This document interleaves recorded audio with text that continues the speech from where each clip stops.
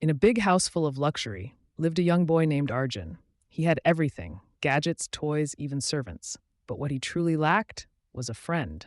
One evening, while walking outside, he heard a soft meow near the gate.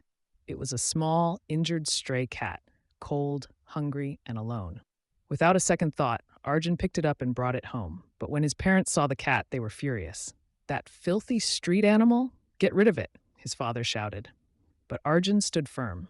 "No, she's my friend. I won't leave her." He named her Mimi, fed her, bathed her, and hid her in his room. Days passed. The bond grew stronger. Then one night, disaster struck. A fire broke out while the whole family was asleep. But Mimi sensed it. She ran to Arjun's parents' room, meowing, scratching, waking them up just in time. The fire was controlled. The family was safe.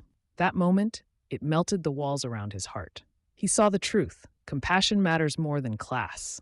This isn't just a story about a cat. It's about opening your eyes to what really matters. Like, share, and comment if this touched your heart.